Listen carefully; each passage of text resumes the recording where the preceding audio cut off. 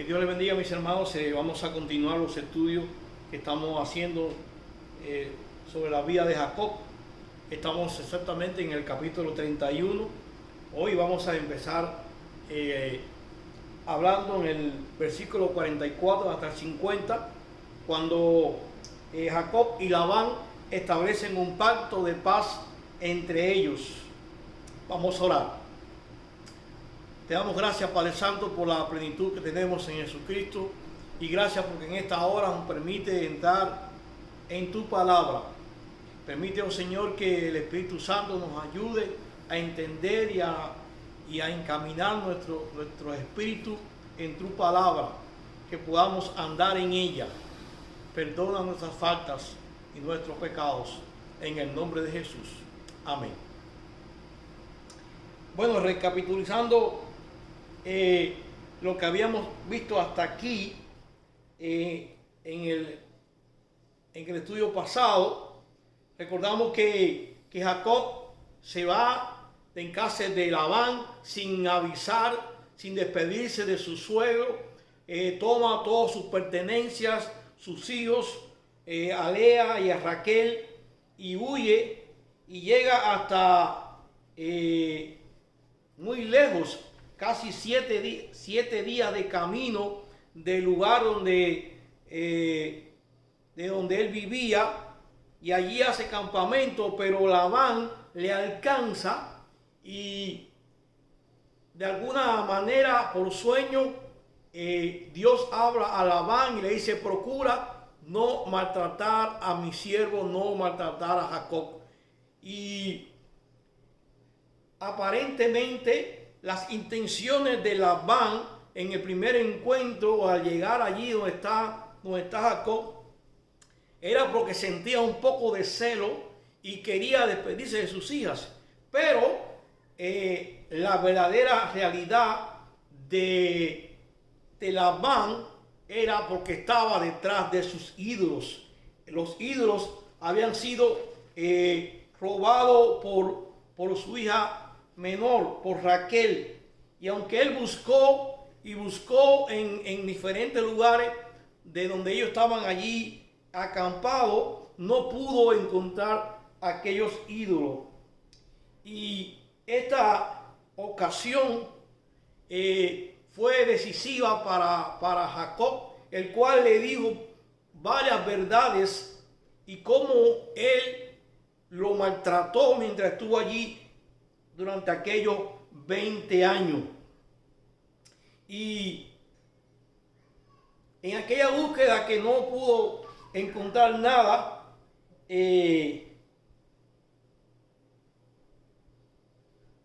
Jacob le dice a Labán: ¿qué transgresión es la mía? ¿Cuál es mi pecado para que con tanto ardor haya venido en mi persecución?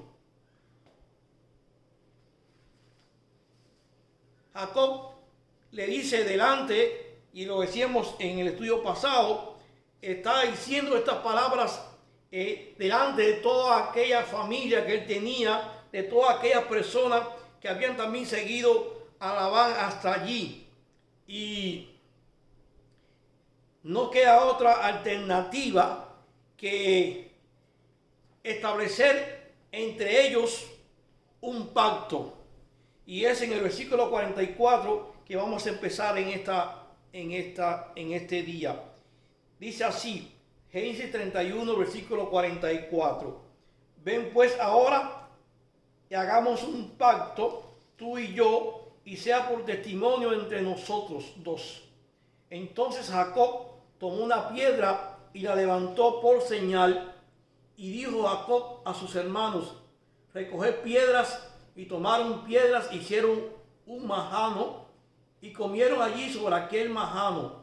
Y lo llamó Labán Jegar Sauduta, y lo llamó Jacob Galaad, porque Labán dijo: este majano es testimonio hoy entre nosotros dos. Por eso fue llamado su nombre Galaad. Y Mizpa, por cuanto dijo: atalaya Jehová entre tú y yo. y cuando nos apartemos el uno del otro, si afligieres a mis hijas, o si tomares otras mujeres, además de mis hijas, nadie está con nosotros. Mira, Dios es testigo entre nosotros dos. Hay un pacto, un acuerdo que se está estableciendo entre estos dos hombres, Labán, su tío suegro, y Jacob. Y está allí en el lugar que ellos han denominado, en primer lugar, en el idioma arameo o caldeo, está diciendo, le están nombrando Labán, Hegar, Sauta, mientras que Jacob lo llama Galaad, que es en el idioma hebreo.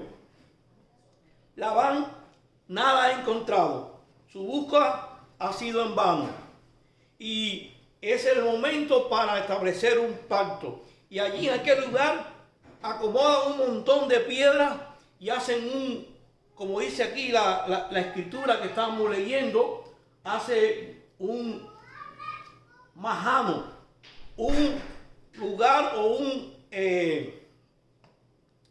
lugar que iba a ser recordado por todo el mundo que pasara por allí.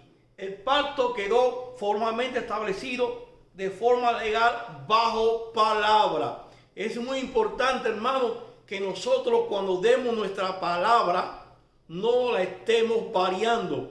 Y si la variamos por algún detalle, debemos informar a las partes por qué estamos cambiando esa palabra. Aquel lugar del pacto fue sentenciado con aquel nombre, primero en lengua aramea y también en lengua hebrea, que es el lugar de testimonio, el lugar que significa la alianza que estas dos familias o estos dos pueblos allí acordaron. Y ahí está la palabra mispa, atalaya.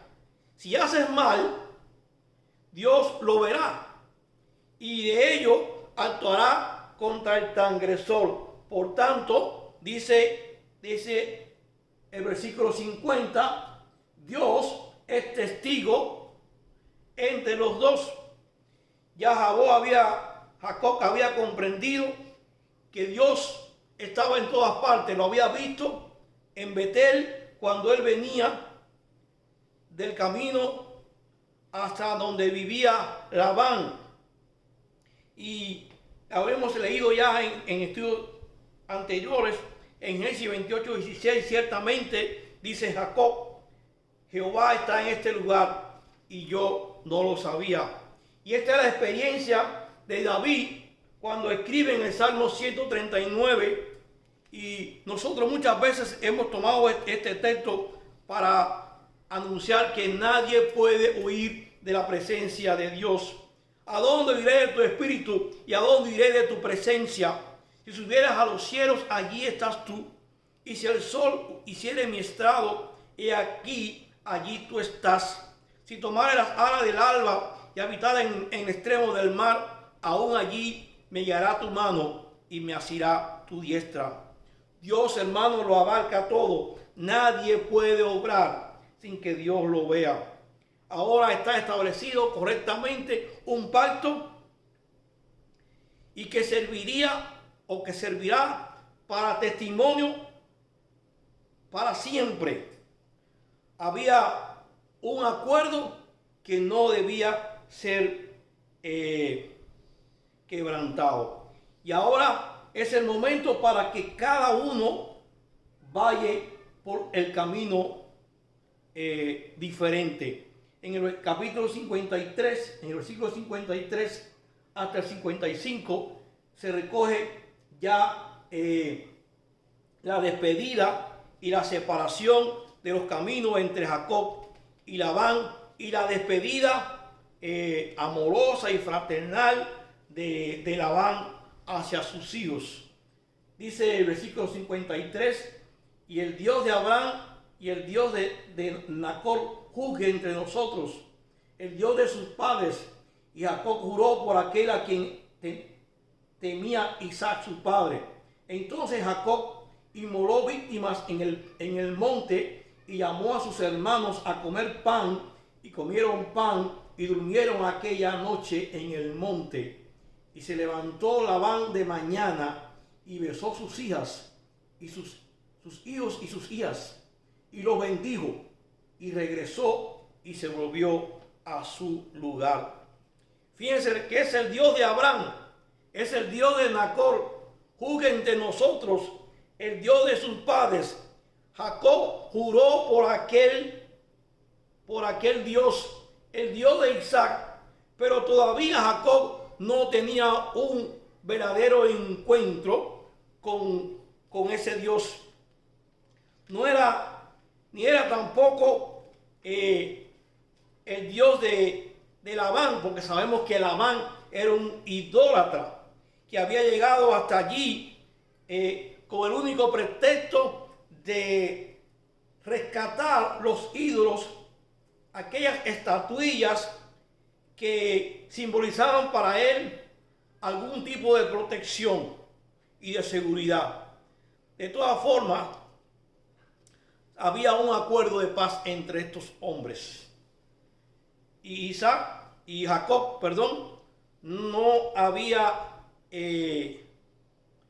no había llegado hasta este punto, hasta este lugar, sin el cuidado y la protección de Dios. Recordamos en Génesis 28:15 la palabra que Dios le dijo a Jacob: volveré a traerte a esta tierra, porque no te dejaré hasta que haya hecho lo que te he dicho. Hay en la vida casi de familia, es muy raro que hayan problemas entre los suegros. Siempre los problemas son con la suegra, pero ahí vemos a un Jacob que tenía serios problemas con su suegro y no era posible la convivencia. La Biblia aconseja que la familia debe vivir solos. Dice en Génesis 2:24, y fueron palabras de Dios: por tanto dejará el hombre a su padre y a su madre, y se unirán a su mujer. Podría existir algún caso de que se lleven bien con los suegros y vivan juntos, pero la vida ha dicho y ha marcado que muchos de los problemas familiares están y existen por la convivencia con personas que ya no es parte del matrimonio. Es muy importante que mientras que se pueda y haya posibilidad, que los matrimonios vivan solos. Jacob hace una gran invitación a todos los que están allí. Mata animales, invita a los amigos, a la familia, y hay una celebración de paz. Hay una reconciliación. Ahora se está despidiendo Jacob adecuadamente, y Labán vuelve a su tierra en paz. Ha podido despedirse de sus hijas, de sus nietos. Aprovecha para darle una bendición. Dice en el versículo 55 que Labán besó a sus hijos y a sus hijas y lo bendijo. Hermanos, es muy importante recibir la bendición de nuestros padres. Ahora en esta época se ha perdido este vínculo de que cuando uno salía o sale lejos hay una palabra de bendición de la familia. Yo recuerdo que cuando yo salía o yo llegaba en casa de mis abuelos, yo le decía a ellos una palabra y ellos me decían: Dios te bendiga, hijo, Dios te bendiga, Dios te acompañe. Había una palabra de siempre tratando de que la bendición de Dios venga sobre nosotros. Y es importante, hermanos, que nosotros aprendamos a decirle a nuestros hijos y darle la palabra de bendición adecuada. Y cuando van a salir de la casa, orar con esos niños, que vayan aprendiendo a que no se debe salir fuera de la casa sin buscar y recibir la bendición de Dios. Cada vez que se rompe la paz en el hogar o en la familia, eso trae como consecuencia que traiga deterioro, que carcome la vida.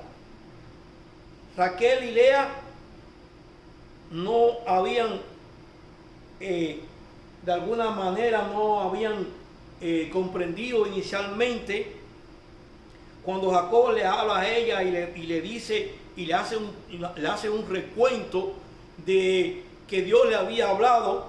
Y cuando leemos en el versículo 14, que ya lo vimos ya, Raquel y Lea le dijeron, aceptando las palabras de Jacob, le dijeron: ¿tenemos acaso parte o heredad en casa de nuestros padres? Pero ellas, Raquel y Lea, ya tenían herencia en Jacob. No tenían que decir nada, ni Raquel tenía, presupuestamente estaba llevándose los ídolos para que cuando su padre muriera pudiera Jacob tener la primacía sobre los bienes de Labán. Todos nosotros que hemos creído y aceptado a Jesús como único y exclusivo Salvador, no tenemos ninguna herencia en este mundo. Somos ahora injertados en el tronco de la vid verdadera. Dice el apóstol el apóstol Pedro en 1 de Pedro 1, del 4 al 5. Para una herencia incorruptible. Esa es la herencia que tienen los cristianos, incontaminada e inmarcesible, reservada en los cielos para vosotros, que sois guardados por el poder de Dios mediante la fe, para alcanzar la salvación que está preparada para ser manifestada en el tiempo postrero. Esta es la herencia que no se corrompe ni se destruye, que siempre podemos contar con ella, porque ahora somos el pueblo de Dios. Hemos estado todos estos días hablando en el capítulo 31. El próximo encuentro que vamos a tener, vamos a ver cómo aquel hombre que desde que nace se había convertido en Jacob tramposo, en Jacob traidor, en Jacob que trataba de favorecerse a sí mismo, no le importaba las consecuencias que podía tener.